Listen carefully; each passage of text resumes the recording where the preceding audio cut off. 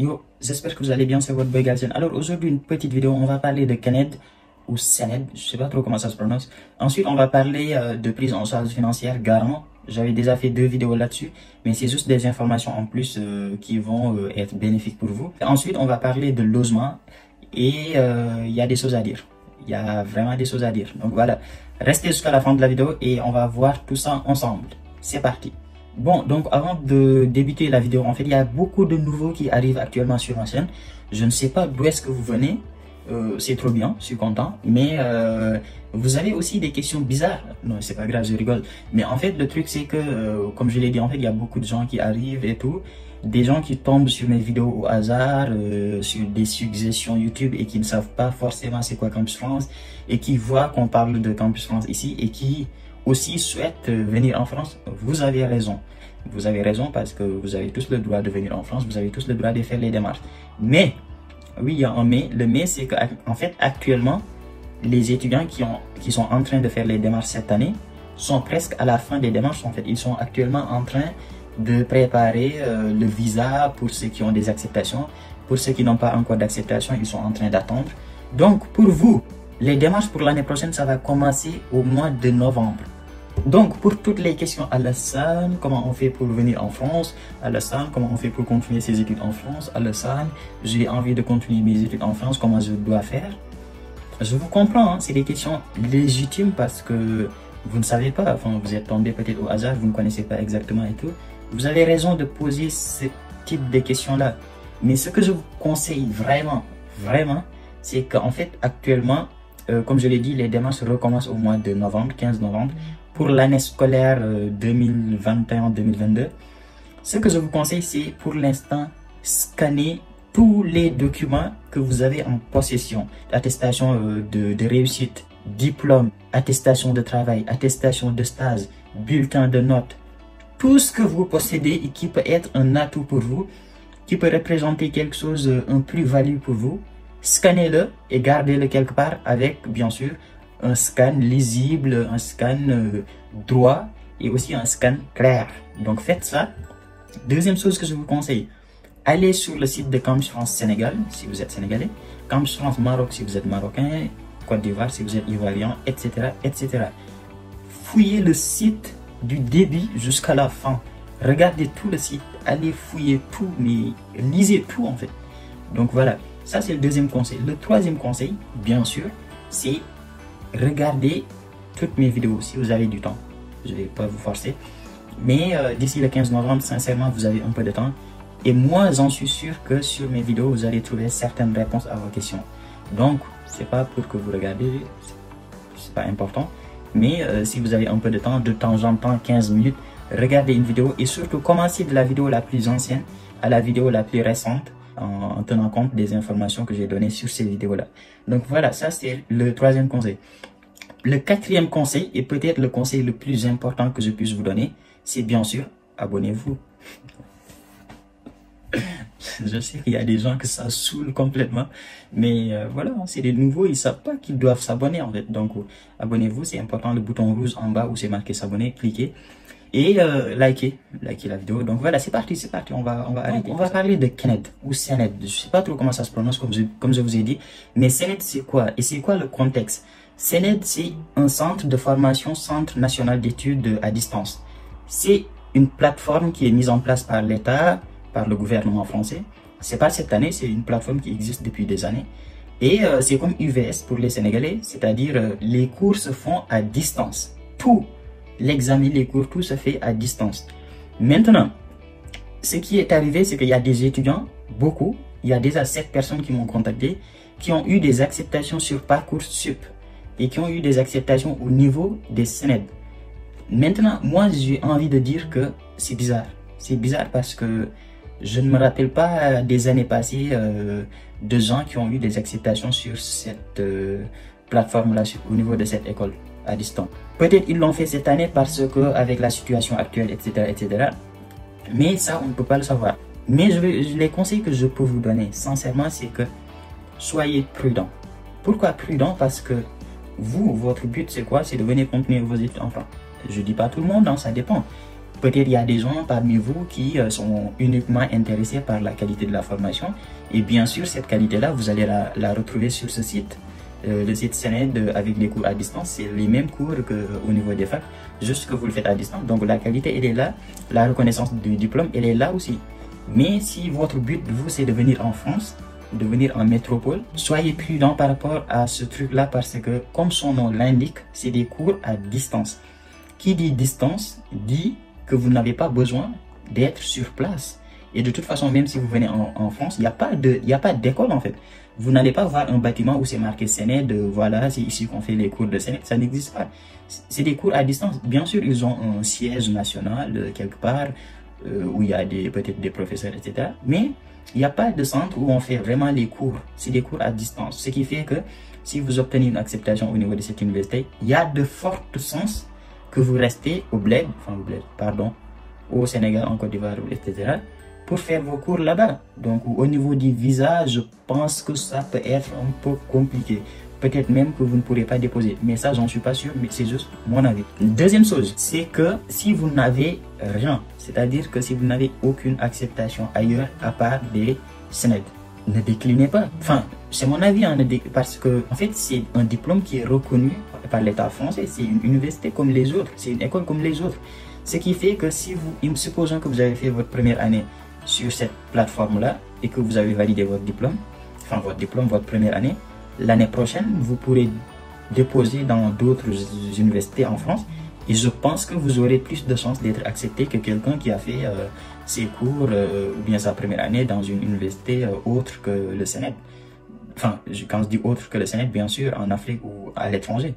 Donc, pour moi, si vous n'avez aucune acceptation ailleurs, sincèrement, foncez dessus, en fait. Prenez-le et continuez les démarches. Sûrement, ils vont vous contacter pour vous expliquer comment ça va se passer. Donc, si vous le validez, bien sûr. Et voilà, je pense que ça peut être un échappatoire qui n'est pas très mauvais qu'on pourrait le penser, en fait. Donc, voilà. Ça, c'est fini. Je voulais donc apporter une petite précision par rapport à mes deux dernières vidéos. Si vous faites un compte bloqué,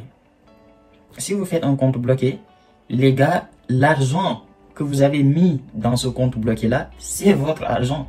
C'est pas des frais de dossier, c'est pas de l'argent que vous allez perdre. Je précise ça parce qu'il y a des personnes qui m'ont contacté qui disent que ouais, Alassane, c'est trop cher, Campus France, 7000 € juste pour venir en France, c'est trop cher et en plus il faudra payer, etc., etc. Non, les 7000 €, c'est votre argent. Ce qui intéresse Campus France, c'est que vous ayez de quoi vivre une fois en France. C'est pourquoi il vous demande d'avoir ces 7000 € là que vous allez bloquer et que vous allez recevoir tous les mois une petite somme, c'est-à-dire 615 €. C'est uniquement pour ça, mais l'argent, il vous appartient. Deuxième précision, il y a des gens qui m'ont aussi contacté pour savoir est-ce qu'on peut faire un compte bloqué et de ne pas recevoir l'argent une fois en France. Je ne sais pas si vous avez compris, c'est-à-dire faire un compte bloqué au Sénégal et une fois que vous avez obtenu le visa et que vous êtes en France, ne pas recevoir l'argent que vous avez bloqué au Sénégal. La plupart des gens qui m'ont posé cette question, je connais votre idée. C'est très souvent des gens qui, par exemple, vont aller voir un commerçant, une tante, un tonton qui a de l'argent, qui leur fait ce compte bloqué-là, juste pour qu'ils puissent venir. Et après, l'argent, le tonton ou la tante peut le récupérer. Je sais que ça existe. Il y a des gens qui le font. Je ne sais pas comment ça se fait. Et j'ai envie de dire que ça va se passer certainement au niveau des banques en fait. Peut-être vous pouvez négocier avec la banque et leur dire que c'est juste pour un dépôt de visa. Ensuite, l'argent, le papa, le tonton, etc. peut le récupérer. C'est à vous de voir avec les banques. Après, voilà. En tout cas, l'essentiel, c'est que faites attention. C'est tout ce que j'ai à vous dire, faites attention. Je sais que ça existe, il y a des gens qui le font. Je ne sais pas comment ça se fait, je ne peux pas vous conseiller par rapport à ça, mais je sais que ça existe. Et c'est certainement au niveau des banques que ça se négocie. Donc, si vous allez voir votre banque, essayez de discuter avec eux et essayez de voir si c'est possible ou pas. Donc, voilà. Deuxième ou troisième précision, je me suis perdu. C'est pas grave. C'est aussi pareil pour la prise en charge financière. Quelqu'un qui vous prend en charge financièrement, là, par contre, il y a moins de risques. Quelqu'un qui vous prend en charge financièrement une fois que vous êtes en France, il n'est pas du tout obligé de vous verser les 615 €. 99% des gens ne vous versent pas les 615 €, à moins que ce soit votre papa ou votre maman qui va vous envoyer l'argent tous les mois. Mais c'est très rare de recevoir les 615 € de la part de la personne qui vous a fait la prise en charge financière, parce que très souvent, c'est voilà, c'est juste pour venir en fait. Donc voilà, ça c'est terminé. Maintenant, je vais vous parler du logement en fait. Et je vais pas rentrer dans le détail des logements parce que j'ai déjà fait des vidéos où je vous expliquais si vous n'avez pas de logement, essayez de contacter les associations, sinon essayez de voir avec un particulier, sinon essayez de voir avec des hôtels, etc. etc. Je vais pas refaire cette vidéo là. Si vous voulez la voir, je vous la mets là quelque part, ou là, je sais pas, ou bien vous allez la voir sur ma chaîne. Mais ce que j'ai envie de vous dire, c'est que c'est des informations en plus, quoi. C'est-à-dire que vous pouvez faire une réservation d'hôtel pour 3 mois. Toutes sortes de réservations que vous allez faire, c'est minimum 3 mois. Que ça soit réservation d'hôtel, bref, c'est en particulier, etc. C'est 3 mois minimum. 2 mois, ça marche pas. 1 mois, ça marche pas. C'est 3 mois minimum. Et avec ça, vous faites une lettre explicative. Voilà, pensez à faire ça. C'est quoi cette lettre explicative? C'est tout simplement pour dire que j'ai pris un hôtel pour 3 mois, le temps de trouver quelque chose en France, etc. etc. Et aussi, c'est surtout, en fait, c'est très intéressant pour les personnes qui ont fait des comptes bloqués, en fait. Parce que, en fait, ceux qui ont fait des comptes bloqués, l'ambassade sait qu'ils ont assez d'argent, en fait. L'ambassade savent qu'ils auront de l'argent pour le dépôt, pour leur vie en France et tout, il n'y aura pas de problème, l'ambassade le sait. Donc, pour ces personnes-là, la réservation d'hôtel pour 3 mois, très souvent, ça passe crème. Et aussi, d'une manière générale, le compte bloqué, c'est plus fiable. C'est plus fiable tout simplement parce que l'ambassade a juste un coup de fil à passer en fait. Ils appellent la banque, bonjour, est-ce que monsieur Ba a déposé de l'argent dans votre banque? Quelle est la somme? Etc. Ils vérifient avec la pièce d'identité, c'est bon, c'est conforme, bim, vous avez 7000 €, vous avez votre visa. Je sais que c'est pas aussi facile que ça, mais c'est juste pour vous caricaturer un peu comment ça pourrait se passer en fait, parce que c'est vraiment plus simple à vérifier par rapport à quelqu'un qui a fait une prise en charge financière. Je ne dis pas que ça marche pas la prise en charge financière, au contraire, ça marche aussi. Mais c'est juste pour vous dire qu'au niveau des vérifications, c'est plus compliqué en fait, parce que l'ambassade va vérifier au niveau de l'avis d'imposition, ses enfants, combien gagne sa femme, combien il a d'argent, combien il gagne de l'année, est-ce qu'il a des charges, etc. etc. Tout ça, c'est à vérifier. Regardez les bulletins de salaire, combien il gagne, est-ce qu'il pourra vous prendre en charge pour 615 €. Tout ça, ça demande des vérifications, des vérifications. Alors que pour un compte bloqué, l'ambassade, il regarde, tu as les 7600 €. Il n'y a pas de est-ce que tu as des charges, est-ce que tu as un enfant. C'est pas leur problème. Tu as de l'argent, c'est bon, tu peux venir. Donc pour eux, c'est plus simple. Et une dernière précision avant de clôturer cette vidéo parce qu'elle commence à être longue. Il y a des personnes qui ont des acceptations, par exemple à Lyon, et qui ont une famille à Paris. C'est-à-dire qu'ils connaissent personne à Lyon, ils connaissent une seule personne à Paris, etc. etc.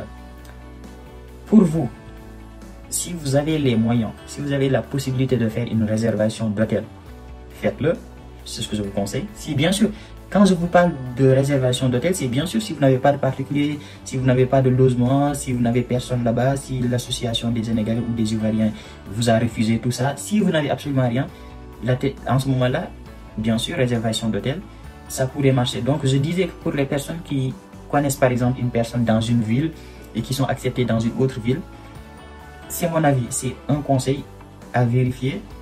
Mais si vous n'avez absolument rien, peut-être, écoutez bien, peut-être que vous pourrez faire une lettre explicative comme avec la réservation d'hôtel, mais en disant que vous allez par exemple loger à Paris une fois votre arrivée et que tout de suite après, vous allez essayer de trouver un logement dans la ville où vous êtes accepté. Je vous conseille vraiment, si vous choisissez cette méthode, c'est-à-dire si vous n'avez absolument rien du tout, ni réservation d'hôtel, ni logement, ni association, ni rien du tout, vous pourrez tenter ça et expliquer sur une lettre vraiment très bien écrite, expliquer que voilà, c'est juste pour votre arrivée. Après, vous avez assez d'argent pour essayer de trouver un logement très rapidement dans la ville où vous êtes accepté. Essayez d'expliquer tout ça. Donc voilà, je pense que ça pourrait bien marcher, surtout si vous avez fait un compte bloqué, parce que l'ambassade se dira que effectivement vous avez de l'argent et que ça pourrait marcher. Ça pourrait également très bien marcher si vous avez une prise en charge financière avec un garant qui gagne beaucoup d'argent. Bref, cette vidéo elle est tellement longue, j'ai l'impression, parce que je vois 5 minutes uniquement sur la partie prison. Bref, prenez soin de vous. Et si vous avez des questions, commentaires, likez la vidéo, commentez. Et j'ai vu qu'il y a beaucoup de gens qui habitent dans des... En fait, je regardais mes statistiques et je regardais mes abonnés, où est-ce qu'ils habitent. En fait, j'ai vu Haïti, j'ai vu Australie même. J'étais choqué en fait de voir des pays comme ça, Canada et tout. Donc, après, c'est pas beaucoup, hein, c'est 2 personnes, 3 personnes dans ces pays-là. Donc, sincèrement, j'aimerais bien voir, en fait, mettez des drapeaux dans les commentaires de votre pays, en fait, juste pour voir où est-ce que vous venez. Donc voilà, prenez soin de vous et nous, on se dit à très bientôt pour une nouvelle vidéo. Ciao!